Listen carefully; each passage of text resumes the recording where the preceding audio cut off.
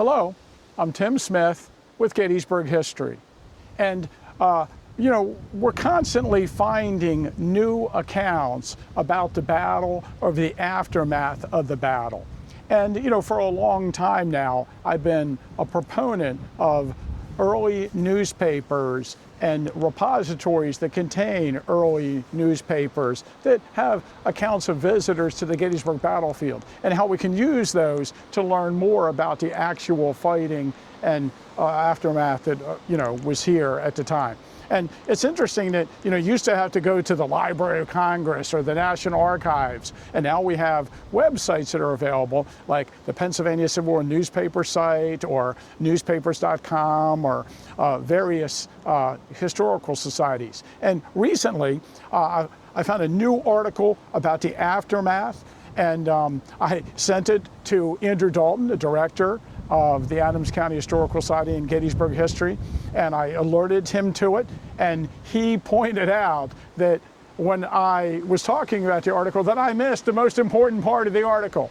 But basically, guys came from Westchester, Pennsylvania, and they were in this area specifically on July 7th. And there's a great account where they come up and over Cemetery Hill and down into the Valley of Death, and they're near the stream that we refer to as Plum Run today. And then they went out by the Rose Farm, and there's this really interesting passage that historians would be interested in. At the run mentioned above, where the rebels were so thick, they observed a man with his photographic instruments taking views. And whenever he could get a fine group of rebels, he would commence operations. What a grand mementos these pictures would be. And, obviously, he's talking about Alexander Gardner. And I thought, man, I'd really like to get someone who knows more about this than me in here to discuss these photographs. And guess who just happens to be at Devil's Den today? William A. Frazanito. Hey, Tim. Sorry. Hello. I'm Garry Adelman with the American Battlefield Trust here with Gettysburg History. This is incredible. Of course, right away, are there any other photographers who, right after the battle, photographed the dead on the battlefield? Not really. No, not actually dead soldiers, right? People posed as dead, but Gardner's the only one. And therefore, this account has to mean Gardner. It's clear from the account that he's coming up in this direction toward Devil's Den. And Tim, there's only a certain number of photos he could be talking about near the run with multiple, dead soldiers here.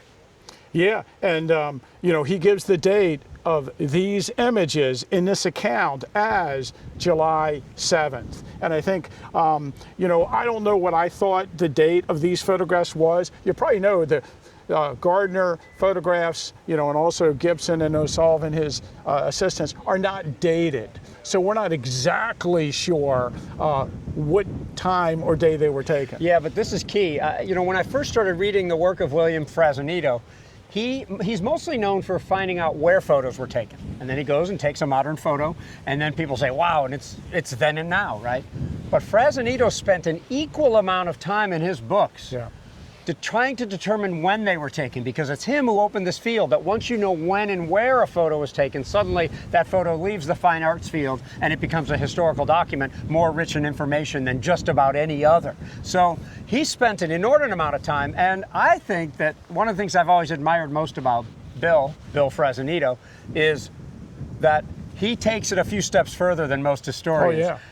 Other people would have said, well, I've got some evidence. It must be on the 6th, or it must be on the 8th, or it must be on the 4th. From weather reports to contemporary accounts to especially what you can see in the backgrounds of the other photos. He's also the first one to separate the photos by photographer. So he's able to determine when Brady's series was based on some tents and other things like that, the visibility of Camp Letterman, and Gardner's in other ways. And that's partly based on the weather and the idea of putrefaction and burial operations and whatnot. And I remember him hitting the target right around here. Is it possible but unlikely that some were taken on the 5th? There's about 44 photos of the dead taken at Gettysburg, by the way. And by the way, all of those are on the south end of the battlefield in just a couple of areas, Devil's Den area and the Rose Farm area, all the ones that we've been able to confirm. But how much did he do on the 6th and how much did he do on the 7th? And could it have been as late as the 8th? The burial operations aren't always clear around the field. Yeah. And also, Bill spent a lot of time with pathologists looking at the state of decomposition of the bodies to try to understand how many days after the battle these images could possibly be taken. And, you know, I think one of the greatest things about his early photography at Gettysburg, it sets a parameter for when these photographs must be taken in.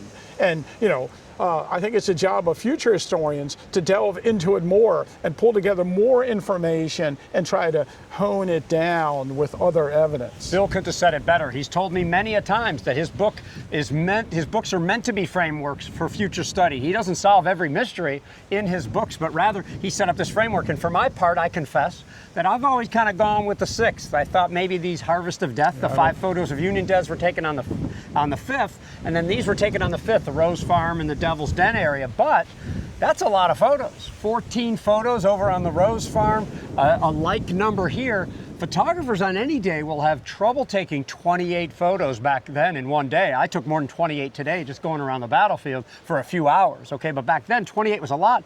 And then, you know, you have to deal with the prospect of his sort of not really well-known photos on Little Round Top, as well as those over near the Trosa Farm and Cemetery Ridge maybe a little bit later. So all that has to be crammed in, and to me, this is very helpful. If this is on the 7th, maybe that means the Rose Farm is on the 7th, and the Harvest of Death photos, if they're first, they are Union dead. We have reasons to believe that. If they're first, maybe they're on the 6th. Yeah, it is really hard to say. One thing that's interesting about the Devil's Den series is that, sure, he shoots this series of, how many did you say, 6 images right in this area that show dead bodies. And we're actually standing on a location where 2 of the dead appear in these photographs. But there's also in this series photographs just generically of Little Round Top showing the hill in all its glory. And there's also the time that he spends recording at least 4 different images of one body that was moved here. So perhaps the Rose Farm photographs were done first, and then he comes here, and this is the last of the bodies that are around for him to shoot. Yeah, they keep piling up like theories about it. In fact, the dead sharpshooter's 4 photos in the first location and then 2 in the second. Oh. Then when he comes over here, by the way, you know, he takes 3 or 4 photos just of what we know as the slaughter pen, the views from right behind the camera, looking off in that direction. You can tell he's using his plate camera, he's using his 3D stereo camera, and he is shooting, you know, sort of this, and then he couldn't get all the bodies because they're blocked by a rock, so then he would move over to the left and the right. So I think there's 3 or 4 of those, plus, as Tim said, 1 from right there looking toward us, 1 on this rock right here. If you'll follow me over here, he put the camera here and focused on a lone body right over here as well.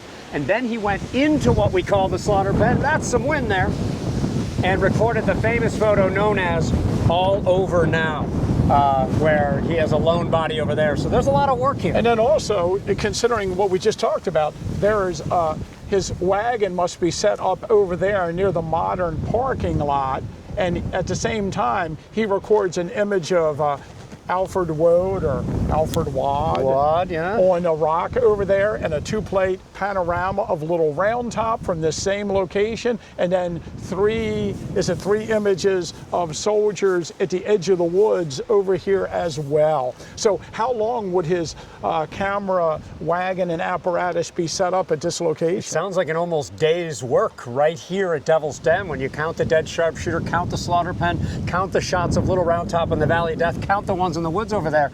I think we might be looking at a whole day. And we should encourage people to go on the Library of Congress website, if it's when it's available. LOC.gov. And in there's images you can download in high resolution. And this image here, taken from that rock, is one of the most gruesome of the American Civil War. Yeah, and I would say some of the other ones in the slaughter pen are as well. Yeah, we might flash up some photos with this video, but there's nothing like downloading in high resolution. And Tim, Fresnito, and I have no claim on making discoveries or anything. Now, we are a little bit careful before we go off and tell the world we made a discovery.